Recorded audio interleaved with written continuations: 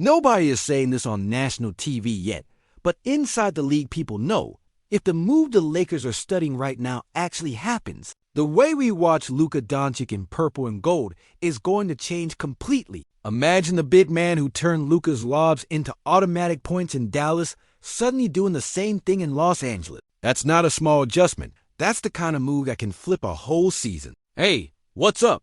This is Lakers News Fan Report, and I'm back to bring you the latest news, rumors, and real analysis about our team. Today, I want to walk you through one story that's getting hotter behind the scenes every day. A story that connects Luka, the trade deadline, the front office, and one specific center who fits this roster almost too well. Stay with me, because when we put all the pieces on the table, you'll see why this potential move makes so much sense for the Lakers and why it would scare the rest of the Western Conference. Let me start with where we really are. The 2025-26 season began with massive expectations after that blockbuster summer. Luka Doncic signed a 3-year deal around $165 million. The franchise handed him the keys to the offense and sold this as the beginning of a new era in Los Angeles. On paper, it was perfect. Generational playmaker, big market, bright lights, a front office promising to build a roster tailored to his strengths. But once the real game started,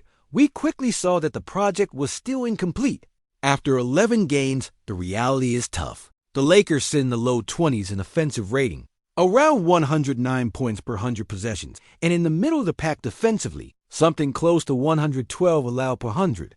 That's not what you expect after bringing in a superstar in his prime to fight Denver, OKC, Minnesota, and the rest of the contenders. And if you've been watching every night, you know the issue isn't effort or lack of talent on the wings. The problem is inside. The vertical threat at the rim just isn't where it needs to be. Luka is doing what he always does. He's dropping close to 28 or 29 points per game, about 8 rebounds, almost 8 assists, controlling tempo, manipulating pick and rolls, punishing switches. When you give him the ball, he can run an offense against any defense in the league. But too often he creates the advantage and then sees a crowded paint. A roll man who doesn't scare the backline, or a finish that simply doesn't go down. That's where you feel the lack of a true lob target. Right now, the Lakers do have big bodies. Jackson Hayes plays real minutes. Other centers rotate in and out, but the impact isn't consistent. Hayes has length and bounce, but the efficiency is not in that elite zone. He's converting only about 58% of his dunks. That sounds okay until you remember that a vertical big living around the rim with a passer like Luka should be up in the 70s. It means that even when the defense is beaten, you're not cashing in as often as you should, and that kills momentum. So picture the profile of the center this team really needs. A big who doesn't need the ball in his hands, but constantly pressures the rim. A guy who sets hard screens, survives switches, rolls with timing, catches everything near the cylinder, and finishes at ridiculous efficiency. Someone who regularly converts more than 70% of his dunks and shots at the rim and turns late rotations into easy points. That kind of player completely changes the geometry of the floor and unlocks the craziest passes in Luka's playmaking bag. Over the last few weeks, every little sign coming out of the organization points to the same conclusion. The front office knows this and is actively looking for that solution. Scouts following specific games, Pelinka visible at certain scrimmages, people around the league saying the Lakers are in the market for a reliable lob big to fully weaponize Doncic. And there is another tendency that we can't ignore. When this franchise commits to a star, it doesn't hesitate to bring in players who already have chemistry. We saw it with former teammates and familiar pieces that help Luka feel at home. Guys who understand spacing, cutting, and when to get out of his way. The idea is simple. Don't waste months teaching habits if you can import players who already know his rhythms. And when you connect that logic with the approaching trade deadline on February 5th, 2026, there's one name that keeps coming up in conversations about the Lakers, even if it still isn't front-page material. Before I connect all the dots, I want to hear from you. Watching this team so far, what do you think is the main missing piece next to Luka? More shooting, a defensive anchor, or exactly this pure rim-running big I'm describing? Tell me in the comments while you watch, because I really want to know if you're seeing the same gaps I'm seeing on the court. Around the league, there's a 6'10" center, 27 years old, who quietly agreed to a 3-year extension worth about $54 million with Dallas in July. This season, he's still on the last year of his previous deal, around $14.4 million. And from 2026 to 27 to 2028-29, the new contract kicks in. From a cap perspective, that puts him in a sweet spot. Not a max guy, but expensive enough to be tradable in serious deals where you stack salaries and attach picks. On the floor, this big man is a machine of efficiency. Last season, he posted a bit over 12 points, almost 7 rebounds, and close to 2 blocks in just over 21 minutes per game. He shot more than 70% from the field, living almost entirely in the restricted area. And the number that really matters for us is this. When he set the screen for Luka in pick and roll, the offense produced around 1.15 points per possession. That is elite playoff level efficiency, the kind of two-man game that breaks scouting reports. Imagine that in Los Angeles. Luka at the top, using a high screen, the defense forced to pick poison, go over and send help, or switch and live with a mismatch. Now, instead of a role guy who might miss, you have a center who lives above the rim, gets to his spots early, keeps the ball high, embraces contact, and still finishes. Suddenly, the paint isn't clogged anymore. It's a runway. Weak side defenders can't help as aggressively from the corners because if they tag too hard, Luka hits the shooter. If they stay home, the lob is wide open. Coaches lose sleep over that kind of option, and it doesn't stop on offense. This big is also an active rim protector who doesn't demand post-ups or isolations. He runs the floor, he crashes the offensive glass, he generates second chances simply by playing hard. He doesn't need his number called. He just needs a creator who sees everything and trusts him to be in the right spot. It's not hard to understand why that profile is circled in red on the Lakers' internal list. That's why recent reports about the Lakers showing strong interest in this player during a scrimmage against Dallas at UCLA are so important. It's not about one open practice. It's about the pattern. The same front office that went after pieces connected to Doncic's pass is now clearly studying one of his best pick-and-roll partners. For me, that's a message as clear as a press conference. This franchise is moving toward a future where Luka is the unquestioned center of gravity. Even if LeBron James is still here today, think about what that means. When you spend assets, picks, and cap flexibility on this kind of center, you're telling the league in your own locker room, this is Luka's team, and everything we do is to maximize it. You stop building around LeBron's preferences and start planning 5, 6, 7 years of Doncic as the face of the franchise. That doesn't erase LeBron's legacy, but it does accept a new reality. The present and the future are now on Luka's shoulders, and at this point, I think you already connected the name. All roads lead to Daniel Gafford. Yes, that Daniel Gafford, the one who turned so many of Luka's lobs into posters in Dallas, the one who quietly became one of the most efficient finishers in the league.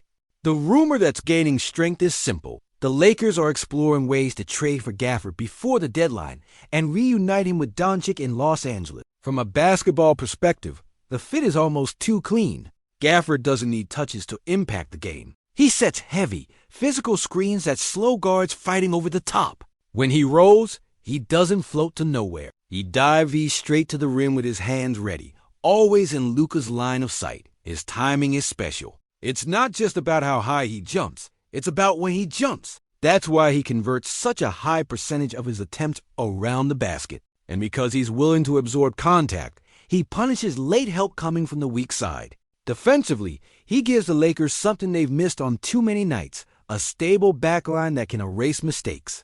He's not a statue who can only camp in the paint. He can play drop, step up a bit higher, recover, challenge without fouling too much. He may not guard point guards on an island for an entire possession, but he competes and makes shots at the rim a lot tougher. When you picture him behind Luka and the rest of this perimeter rotation, the whole defensive structure starts to make more sense. Now think about how the rotations would look. You can start games with Luka, Austin Reeves, a big forward, LeBron at the 4, and Gafford anchoring the middle. Offensively, you'd have 2 elite playmakers, a vertical roller, and at least 2 shooters spacing out to the corners. In second units, you could stagger Luka and LeBron so that Gafford is almost always paired with a high-level creator, turning bench minutes into a constant stream of pick-and-roll pressure instead of the dead zones we've seen too often. Even simple actions, a high screen, a Spain pick-and-roll, a slip into the dunker spot suddenly become harder to guard because there's always a lob threat sitting right behind the play. And on defense, you can imagine different looks. Gafford dropping, LeBron roaming as a free safety, wings funneling ball handlers into that backline instead of praying that someone rotates in time. Of course, every dream fit runs into the same question. What does it cost? Gafford's current salary makes him gettable, but not cheap. For the Lakers, any serious proposal probably involves sending out 1 or 2 rotation players plus draft compensation. Maybe a package built around someone like Rui Hachimura, some matching salary, and at least 1 first-round pick, depending on how many teams jump into the bidding. That's where Rob Pelinka and his staff have to decide how much they believe in Luka and Gafford as a long-term core. From my point of view, the line is clear. The risk is losing depth and future picks for a player who isn't an all-star by name. The reward is finally building an identity that matches the superstar you just paid $165 million. Right now, you can feel the gap. Luka is a half-court mastermind, playing in a roster that still sometimes behaves like it was built for a different era. Trading for Gafford would be a way of saying once and for all, we're all in on the version of basketball that fits our best player. There's also a bigger message in all of this, one that goes beyond just Daniel Gafford's name on a whiteboard. When rival teams see the Lakers targeting players who fit Luka this precisely, they understand that this isn't a short, nostalgic push with LeBron. It's the construction of a long project around a 26-year-old superstar. Agents notice which teams are serious about building coherent environments. Future free agents pay attention to which franchises actually give their stars the tools they need. A move like this says to the whole league, if you come to Los Angeles in this era, there is a clear plan, a clear style of play, and a clear hierarchy, and everything revolves around putting Doncic in positions to win at the highest level. So let me ask you directly, if the cost to bring Daniel Gafford to LA is a good rotation piece and a first-round pick, do you pull the trigger? Are you willing to sacrifice some flexibility for a very specific fit next to Luka? Or would you rather wait and keep those assets for another star that might shake free later?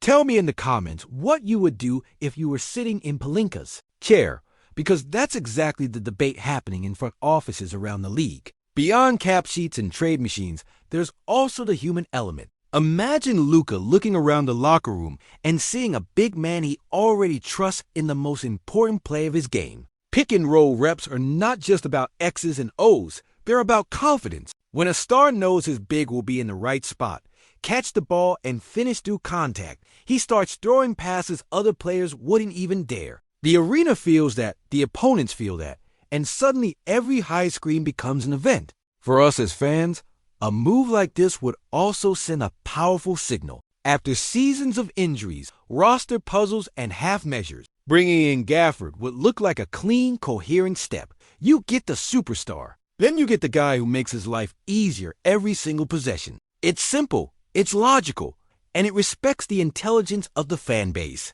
We see when there's a plan. Gafford next to Luka doesn't feel like noise. It feels like an actual plan. To close, here's my honest read as a Lakers fan who lives this every day. If the Lakers truly see Luka Doncic as the present and future of the franchise, then going after Daniel Gafford is a move that deserves serious consideration. He fixes a very specific weakness, brings proven chemistry, fits the age timeline, and doesn't demand the ball. He just offers Luka a vertical runway on offense and solid protection at the rim on defense. The question now is simple. Does the front office think the price will be worth it? And are the Mavericks really ready to talk? Until we get that answer, this rumor is going to keep growing every time the Lakers struggle to generate easy points at the rim. So I want your verdict. Are you in favor of a Luka Gafford reunion in Los Angeles, or do you think the team should hold its fire and wait for another opportunity? How do you feel about this clear shift from a LeBron-centered future to a project built entirely around Luka? Drop your opinion below, because I'm going to read everything. And if you want to keep getting fast updates and deep analysis on every rumor and every move involving our Lakers, stay close to Lakers News Fan Report. Hit that subscribe button. Turn on notifications, leave your like, and share this video with that friend who loves to talk trade. I'll be here with you every day, breaking everything down with passion and detail. so we can live this new era of Lakers basketball together, one decision at a time.